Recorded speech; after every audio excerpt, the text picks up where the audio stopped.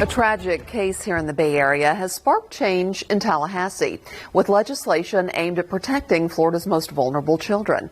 Our Sandra Weathers was in Tallahassee to witness the unanimous passing of Jordan's Law, and she explains how it will work.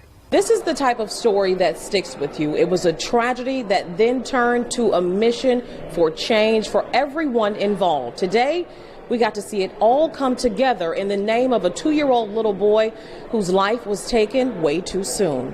113 yeas, 0 nays, Madam Speaker. These are the numbers that will save the lives of the state's most vulnerable children. And here's how.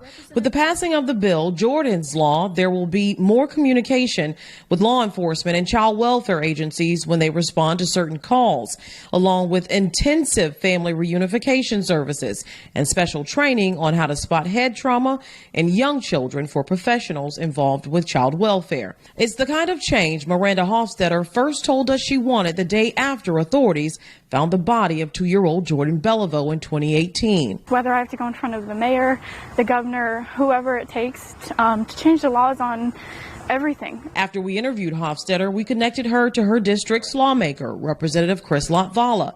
And from there, they came up with a plan. So what specific proposals do you have?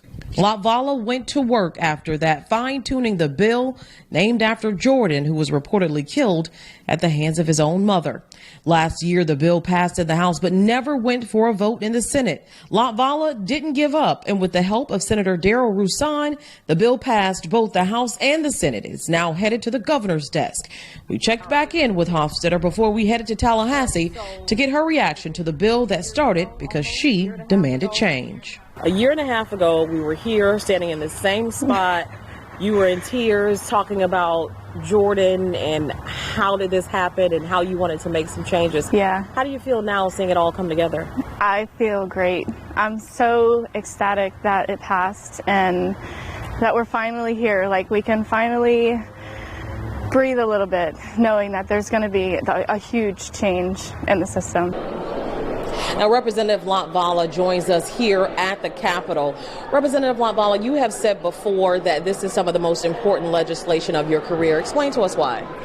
Because I think that it literally would save children's lives, and it will save children's lives. The law enforcement notification provision is something that is desperately needed and now, will become law. And it's something that I'm very proud of. And not only in Jordan's case, but in other cases, it's been shown that law enforcement had interaction with folks that had child protective investigations ongoing, and through no fault of their own, law enforcement didn't have that information.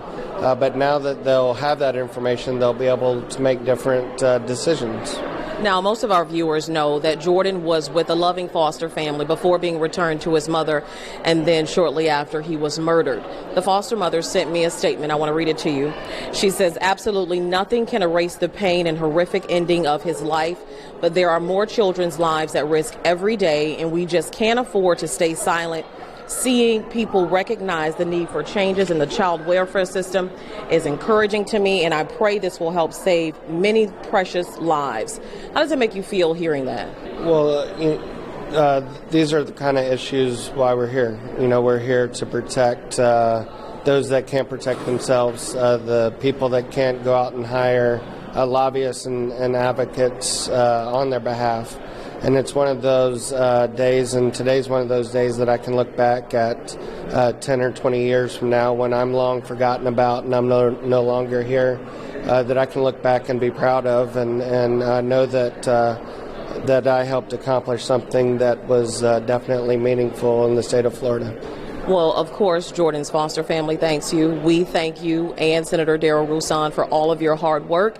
And of course, this law, if signed by the governor, will go into effect later this year. For Political Connections, I'm Sandra Weathers.